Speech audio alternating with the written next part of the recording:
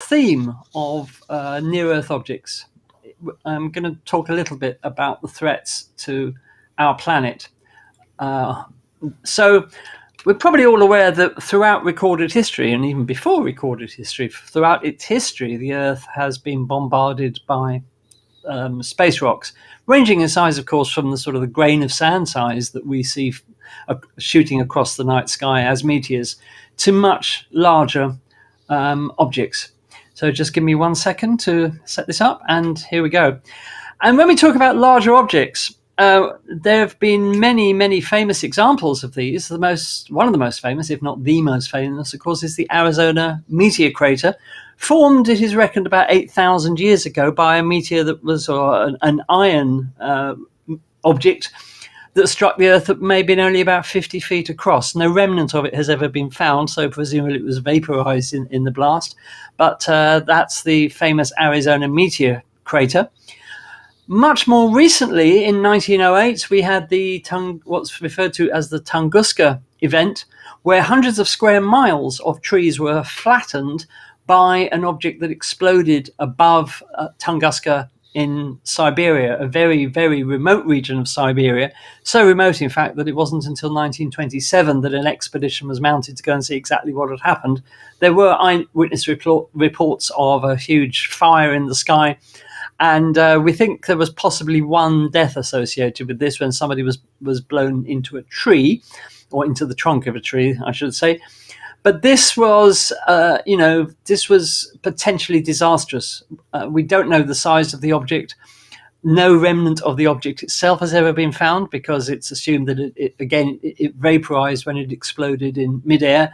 The jury, I think, is still out on whether it was an asteroid, a stony asteroid, or the nucleus of a small comet.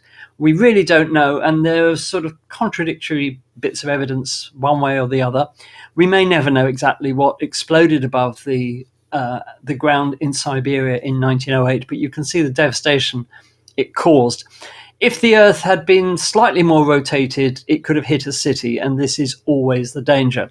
And in fact, that nearly happened in 2013, again in Russia, at a city called Chelyabinsk, where a huge, a comparatively huge object, about the size of a London double-decker bus, streaked through the atmosphere above Chelyabinsk and exploded. And you can see here the event itself, which was recorded by many people, particularly from dashcam cameras, which the Russians seem to like having. And there was quite a lot of damage from the explosion. About 1,000 people were injured in this detonation, mainly through being cut by flying glass. But here you can see somebody literally being blown off their feet by the blast. And this was a complete shock. Quite a few large fragments of this object were recovered, particularly from a lake where it had actually just sort of gone straight through the ice on top of the lake. But this was a fairly major event, and it did make us realize that this could happen at any time. So this was only 10 years ago, just over 10 years ago. So the statistics of an event like the Tunguska event are reckoned to be can happen in about once every 100 years. But, in just about that time, we had this event in Chelyabinsk. And we've learned quite a lot about the object, but, with 1,000 people injured, it just emphasized just how dangerous these objects are and how lucky we often are that there aren't more casualties. So there is a global network of so-called planetary defense to try and find these objects and chart them and to give us early warnings of any that are coming our way. Daz mentioned Apophis in his presentation, which has a small but finite possibility of striking the Earth at some point in the future. It's making a close approach to the Earth on 2029, and it's not thought to pose us any danger in 2029, but sometime after that it could. We've also got Bennu, which is the most dangerous asteroid in the solar system that OSIRIS-REx recently returned samples of, and that's got a really good chance of hitting the Earth at some point in the future. This is a map of the last 20 years of mapping these near-Earth objects, and there are about 18,000 objects that have been discovered so far. We don't know about them all. The thing was about the Chelyabinsk object that it was completely out of the blue, no pun intended, and we didn't know it was there. And if they come from the direction of the sun, it makes them incredibly hard to spot. But this is a graphic from NASA showing 20 years of studying these objects and what we've discovered. When you look up into the night sky and you think, oh, there's nothing out there between us and the planets or us and the stars, this shows that space is far from empty. So this makes you realize that we are in a cosmic shooting gallery, and collisions inevitably will happen, as they have happened on all the other planets. You may remember Comet Shoemaker-Levy 9 ploughing into Jupiter in the 1990s, leaving those massive scars in Jupiter's atmosphere for a few weeks.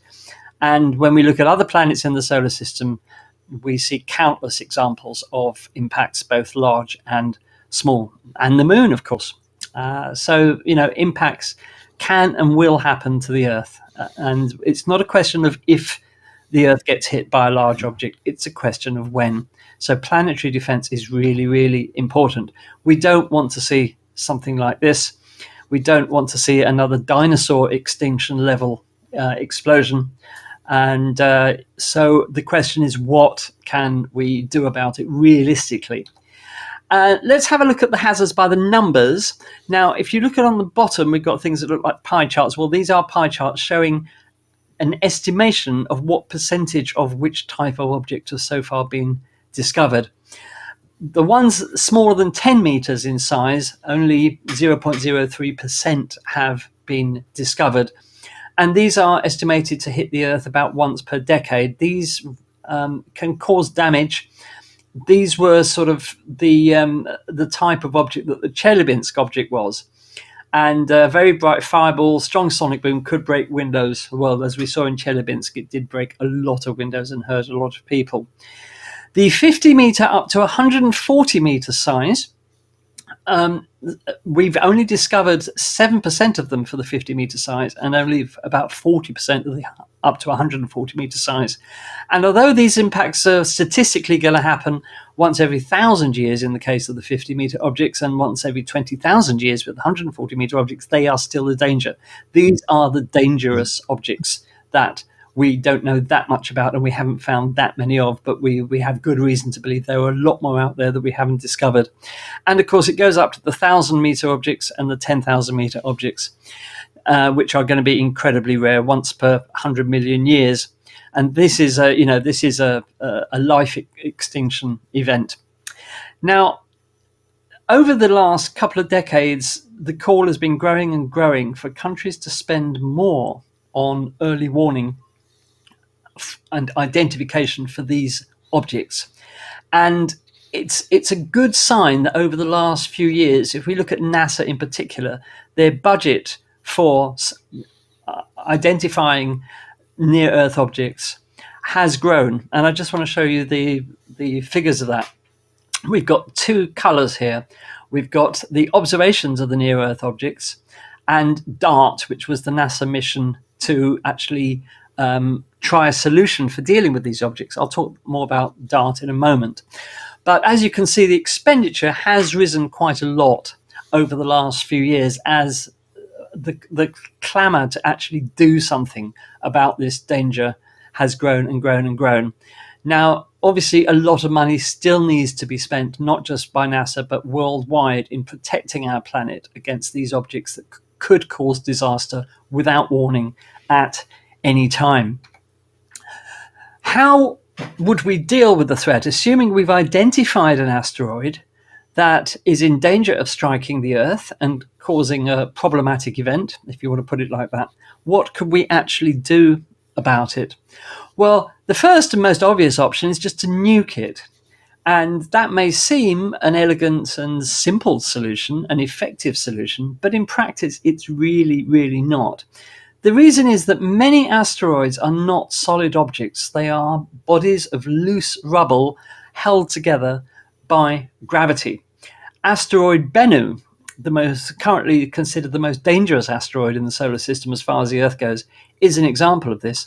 And here is a picture of Bennu, and it is literally just a pile of rubble.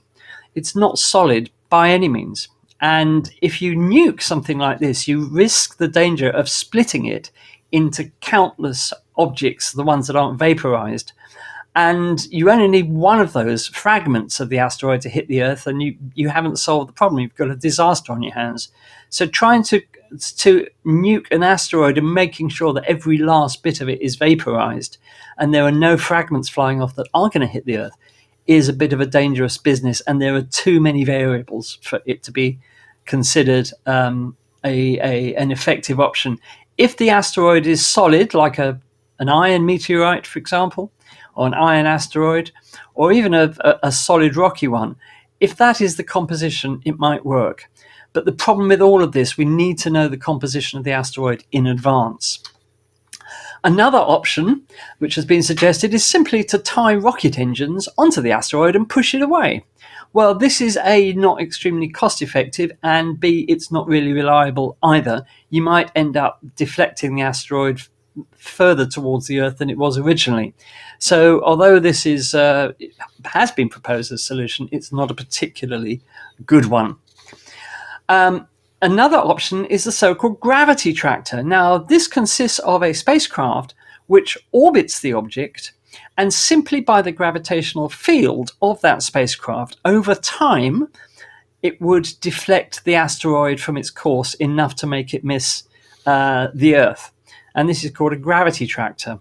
Now, theoretically on paper, this works. It's obviously never been tried, but the problem is that you would have to have that spacecraft in orbit around the asteroid for probably months before it would have the effect of deflecting it so that it doesn't hit the Earth. And we may not have months to act with these asteroids. Another option, which has been suggested, which on paper works, is to spray paint the asteroid, spray painting it white so that the sun's pressure reflected off the asteroid, reflected off the paint, would be enough to push it slightly and deflect it away from the Earth. This is how a solar sail works. It uses radiation pressure reflected off the solar sail to move a spacecraft. And the idea is that if you spray painted the entire asteroid with say brilliant white, the reaction from the photons bouncing off it would be enough to move its path. But again, this would probably take a long time, and you may not have that time. The final solution is known as a kinetic impactor. It's, apart from the nuke, it's probably the most direct solution, and that is to slam a spacecraft into the asteroid to give it a kick to push it away from its dangerous trajectory towards the Earth. And in fact, this has been tried with the NASA DART mission, the Double Asteroid Redirection Test. And this mission had a very simple concept. The target was chosen as a double asteroid system, a binary asteroid consisting of two asteroids called Didymos and Dimorphos, which are both rubble piles, that is to say, as I said earlier, not solid objects, just held together by the mutual gravitational attraction of all their bits of rubble. And NASA came up with the idea of slamming the kinetic impactor, in this case the DART spacecraft, into Dimorphos, the smaller of the two, which orbits Didymos, to see whether its orbit could be affected by simply slamming a spacecraft into it. It was a very brave and audacious mission, but it was worth trying because we do have to try these solutions. And this happened 6.8 million miles from the Earth. Now, the comparative mass of the two is quite different. The spacecraft, at the time it arrived at the system, having expended most of its fuel, had a mass of 580 kilograms. And the asteroid, Dimorphos, is estimated to have a mass of 5 billion kilograms. So the question is, how could you slam a spacecraft with a mass of only 580 kilograms into an asteroid with a mass of 5 billion kilograms and deflect its orbit, change its orbit around Didymos? Well, the relative speed of these two objects would obviously need to be quite high for it to have any effect. And in fact, the spacecraft did slam into Dimorphos at an impact speed of 4 miles per second, or 6.6 kilometers per second. And if you just want to get an idea of how big that asteroid is, here it is compared to Rome's Colosseum. It's a big rock. Now, this was the launch of DART in 2021. In November 2021, this launched, and it was a perfect launch, a perfect mission. The spacecraft was sent on its way, and this is an image of the asteroid in question, just showing just what a pile of rubble it is, with no real solid surface. It's all made up of just bits of rubble right the way through, not just on its surface, but the whole asteroid is like this, just bits of rock held together by their mutual gravitational attraction. Now, here's the actual last moments of the spacecraft, the 5 minutes leading up to the impact. This is a time lapse, so it's speeded up a bit. As you can see, we've got Didymos coming into the foreground now, and you can see that is indeed just looks like just a pile of rubble, the same as Dimorphos. We're now approaching Dimorphos at that speed of 4 miles per second, and it's quite obvious that this is a pile of rubble. And these are the last moments of the spacecraft as it slams into the asteroid. That's the last frame. The next frame was not completed because the spacecraft had died, slammed into the asteroid. And this was witnessed from the Earth, from France. And you can see this is on a loop, but you can see the impact observed from the ground and a cloud of debris flying off the asteroid. These are two images of the impact from the Hubble Space Telescope and the James Webb Space Telescope in visible light and in the infrared. Quite a spectacular detonation. In fact, much more spectacular than I think anybody had thought it would be. And did it work? Well, the answer is yes, it did. The orbit of Dimorphos was around Didymos changed. And you can see here that the blue line represents its original orbit and the yellow circle represents its new orbit. It did change quite significantly. And in fact, its orbit around Didymos was shortened by 32 minutes. More than 1,000 tons of material were thought to have been ejected in this explosion. So we have, for the first time, changed the orbit of an asteroid around its parent body. This has demonstrated that the kinetic impactor idea works. And it was a very successful mission, so well done to NASA. On the back of this, NASA have come up with a plan for the future for dealing with these dangerous objects. I won't go through it in detail, but it's basically expanding the observing network to continuously monitor the skies, developing advanced radar and optical systems for precise measurements of these objects, using space-based missions like NEO-Surveyor to increase the detection rate of these objects. NEO-Surveyor is a dedicated spacecraft for finding near-Earth objects that is going to be launched in 2028. Then we've got developing and testing the new technologies, using or exploring various deflection techniques, including the ones I've talked about, additional test missions to repeat the DART mission in a different way with a different asteroid, and getting countries to work together on this threat that does threaten the entire Earth, and sharing the expertise and the knowledge that organizations like NASA have gained. And preparing for those potential impacts, you need mitigation plans, you need strategies for dealing with things like mass evacuations, public education and outreach, which of course we at Space Oddities are all in favor of, and international coordination and cooperation. And the summary of all this is there are solutions which can be used to divert the trajectory of these threatening objects, but a lot really does rest on knowing about the objects in advance, knowing what they're made of, knowing what their mass is, and coming up with an appropriate strategy. There's no one solution for this problem of threatening asteroids that's going to work for every single one that threatens us, because each asteroid in its way is going to be different. So we need a range of strategies that we can apply the correct solution to a particular threat in the future. And of course, we need globally to spend a lot more money on planetary defense. So there you have it. That's Andy, can I just pop this? I did have another slide. okay. Now I know this is out of date because you can see it's, but this is boloid events, as they say, which were asteroids or meteorites that disintegrated in Earth's atmosphere, and this does include Cheslablinsk in it. And this just goes to show, in this period of just under 10 years, this is how many were reported.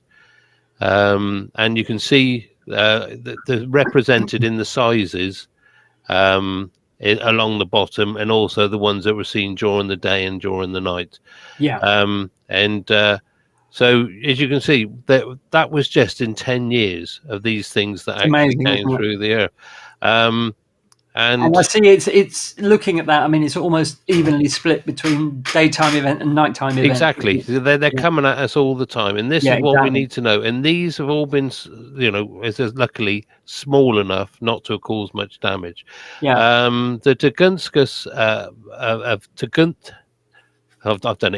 Tunguska event was the equivalent of 10 megatons because it was an airburst, it is thought. Like I said, as you said, they think these sort of events at 2,000 to 3,000 years, to one event every 300 years. The second largest event after Tunguska was a megaton air blast, at 1.1 megaton air blast in 1963 near Prince Edward Island between South Africa and the Antarctic. It was detected only by infrared sound sensors.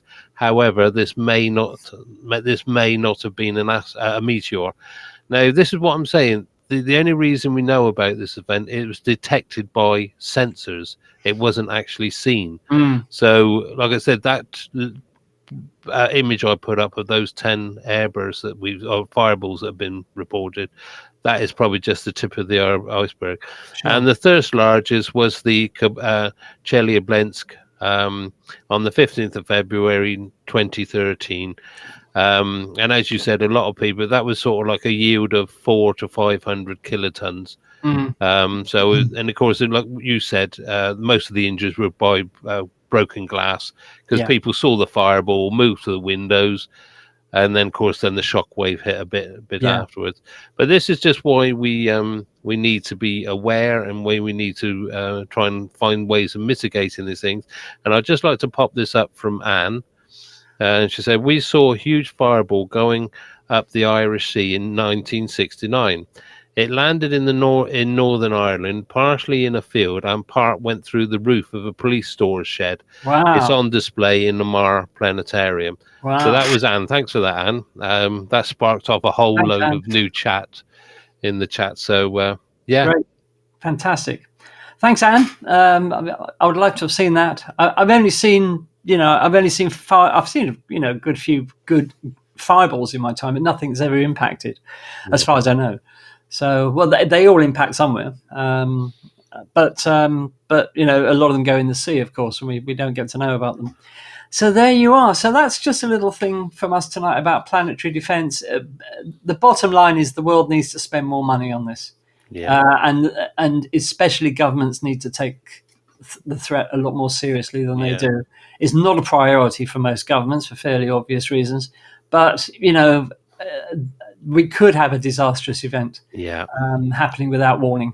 I mean, as regards warnings and all that, if the governments know about it, but they don't want us to know about it, just keep an eye on the sales of hard hats. Because the government will all be buying hard hats. Right. So, and look for elections being called. Yeah, before the event, snap elections. Yeah. So there you are.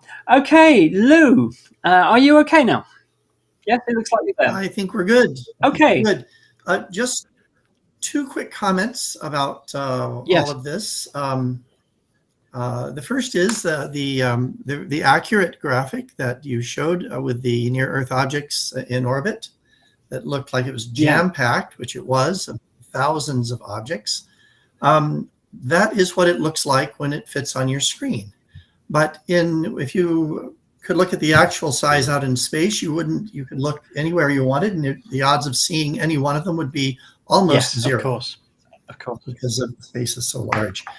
The other is that for the map of bolides that Daz, that you showed, remember that a bolide that can light up the night sky might be as small as the tip of your little pinky.